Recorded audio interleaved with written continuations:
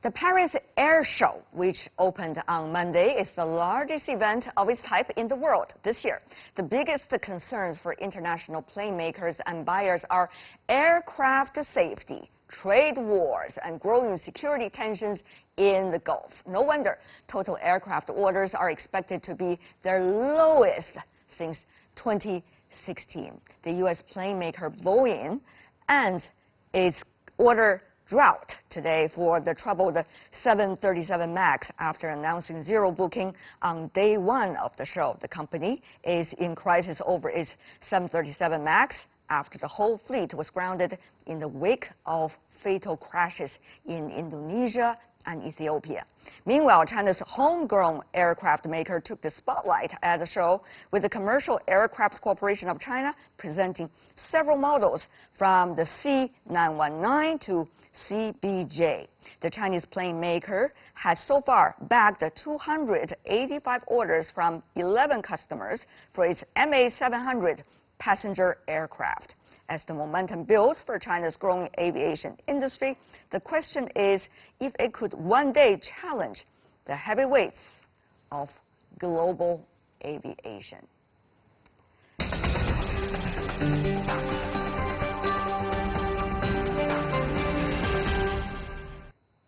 So, on the Paris Air Show and related issues, in our Beijing studio, Professor Yang Yuguang of the China Aerospace Science and Industry.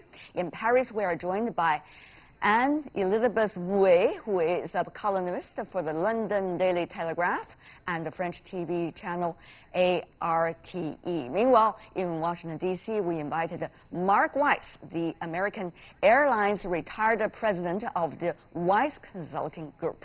I want to welcome the three of you. So, Ms. Wei, a lot to watch at the air show. Were you there? I was not there today. I was there yesterday, and it's always spectacular, and there's a great deal to see, indeed.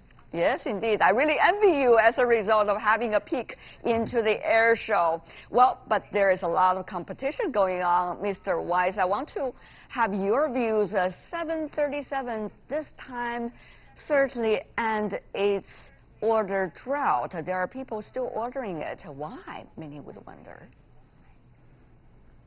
Well, I'm not so sure that's unusual. I mean, Boeing has a stellar reputation up until what sadly transpired over the last numbers of months. So I think what the orders are coming in based upon the reputation and the fact that this is not going to be brushed under the rug, so to speak, that there'll be a fix to this, and hopefully Boeing will come out stronger and better than before. Ms. Mui, though, we also understand that some of the American airliners are ordering Airbus, certainly those produced in Europe. How much do you think the competition and coexistence are happening right now, Ms. Mui, according to your observation? Well, the Airbus has been trying to sell airplanes and has been succeeding in selling airplanes to the American market for decades, literally. And it's gone up and down. Certainly it annoys the American plane industry. There were certainly pushes from the government. There have been all sorts of campaigns against this. But right now, of course, they are incredibly helped, and this is very sad, by the accident of the Boeing 737 MAX. But the other thing is that Airbus essentially have got now they've got the types of planes that work for certain routes in America, something that's between middle range and long range, and that's because they've got the product, I would say. That's true. So everybody could have a share of the market as long as they are providing the best product. Mr. Yang, to you, two questions. One, of course, what China is likely to order from the global aviation industry. Secondly, it seems that China has also a lot of homegrown products. How much, prospect is it having in global market, to be realistically speaking, Mr. Yang? Well, I think the promotion or the growth of the China's aviation industry comes first from the growing very fast market from the domestic need. So I think first the providers in China first should meet the requirement inside China. And of course, you know that China has good reputation in the international aviation market, especially those airplanes of the short range and middle range airplanes. So I believe in the future, China also have the chance to win more bills, more orders in this market. Of course, Paris is the most famous air show in the world, so yes. I can expect to see more orders of the China's airplane product and the related products. I see, Mr. Weiss, more players and more new kids on the block. I think that's wonderful. I mean, China, with the population that it has and its growing footprint in the world market as a world power, deserves to be a player in the aviation market. I believe that less than 5% of all the traffic, all the air traffic in China is international. So that leaves an enormous population that's going to be traveling domestically or within, mostly in Asia or Southeast Asia. And there's a lot of room for growth. And the C919 and perhaps even later the C929, pardon me, has a market, a growing market that will be available to them. Okay, having said that though, Ms. Mui, I mean, we all understand it's not just technology, not just fascination about the latest models, it's also geopolitics. I mean, we want to face that. The airline industry, the aviation industry has never been that far away from politics. You see one country want to show a good attitude to one another, sometimes they just order the airplanes. It's common practice. So how much should we expect this to continue, particularly at a time when geopolitics is seeing some apparent paradigm change, Ms. Mui? I'm pretty sure that there would be pushback against, actually, I mean, not even, you know, I'm not even looking at Chinese aircraft, but certainly there's pushback against Airbus in America from various governments, and it doesn't matter whether they're Democratic or Republican, and actually Boeing is in a state that's solidly Democrat, but there's pushback because they want to protect the jobs. And France has been doing, and Europe, because the Airbus is not a French project, it's a European project, they've been doing some of this, and certainly the French government would frown on Air France buying Boeings. It depends whether, first of all, the political pushback is going to exist also because of the interaction between the discoveries and the research of military aircraft compared to domestic aircraft. And to be honest, if you take Chinese manufacturers for something else, let's take trains. France sold bullet trains to China, and shortly afterwards, China started manufacturing their own bullet trains, and there has been a feeling that perhaps we had been careless with the technology. It's certainly used. I'm not sure this is true, but I know that this is certainly a very effective political argument. Strangely enough, yesterday the Chinese plane that interested the public and journalists was not a civilian aircraft. It's the JF-17 Thunder, which is a Chinese plane that's been developed as a military jet, developed with the Pakistani Air Force. And that was something that airplane buffs were really admirative about. Doesn't mean the French army will buy it, but they were very impressed. Mr. Yang, you want to respond to your French colleague, whether the technologies are in fact being respected when China import, while at the same time, where does the source of China's latest technology come from, and how much will that be shared in a way widely accepted in the world through IPR and many others with China's counterparts all over the world? Well, being a technician, I should emphasize that it is impossible.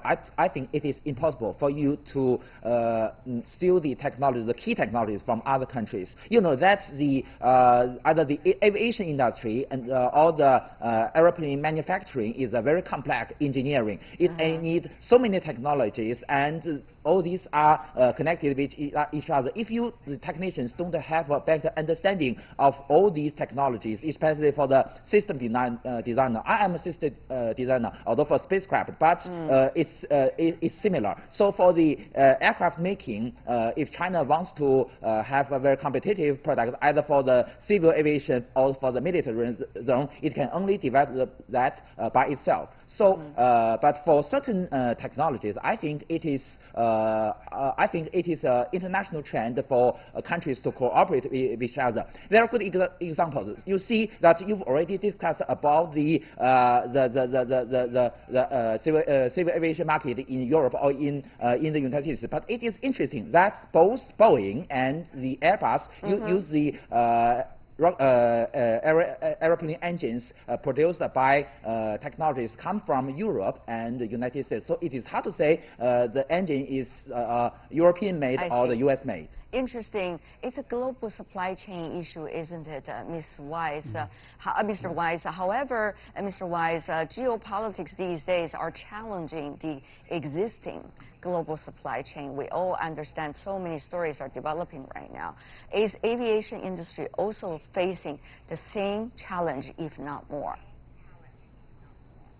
Well, it is and it isn't. It is obviously because of you know, the politics of each country and countries butting heads with each other, so to speak.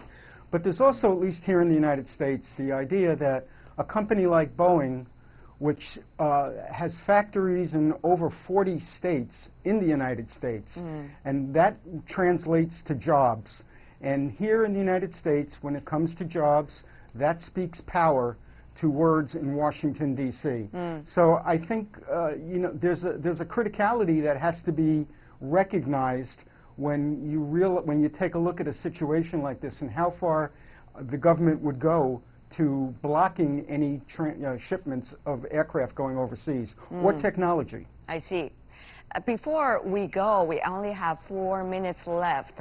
It's not just aviation industry, it's also aerospace industry that has been, in a way, having its opportunity at the Paris Air Show. We understand, once again, geopolitics is likely to play a role in the competition. Hopefully, there will be more cooperation, but we never know. So, Mr. Weiss, briefly from you, how much do you see that we can avoid a kind of Cold War, harsh competition, as you witnessed, I'm sure, back in the 1950s and 60s, and be able to see different players to advance together for their bigger share of a bigger pie, Mr. Weiss?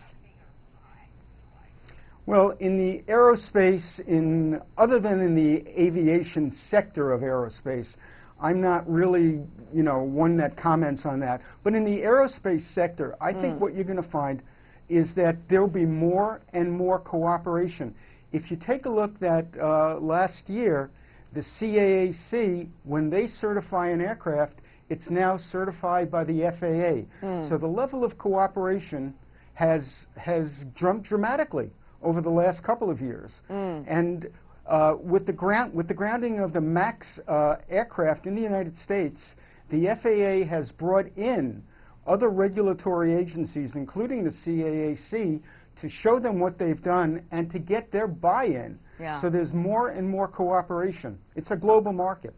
We hope that is the case. Ms. Mue, your assessment, I know you are not an aviation expert, but certainly you've been covering the field for quite some time and a very seasoned observer of that too.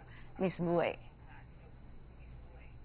I think the Chinese aerospace industry has been a wonder in the past 10 years, and the competition is on a different plane in some ways, because you have commercial competition, and the Europeans are doing extremely well, and then you've got the race to the moon and the race to Mars, and this is what basically gets the rest moving, because it's the sort of advertisement for the rest of the aerospace industry, and certainly in that respect, the Chinese aerospace industry is taken extremely seriously. Mr. Yang, your response to your two colleagues.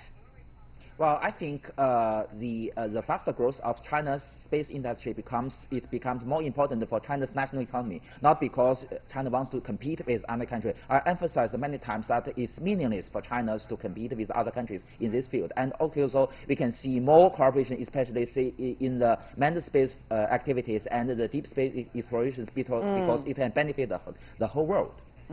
And it is extremely expensive for any country to function Exactly. on its own. It's almost impossible. Not almost. It is possible. Cooperation impossible. can make it easier for decision makers. We hope that will be the case. I want to thank the three of you joining us for this round of discussion: Yang Yuguang, and Isabella Wei, and Mark Weiss. Really appreciate it. Thank you.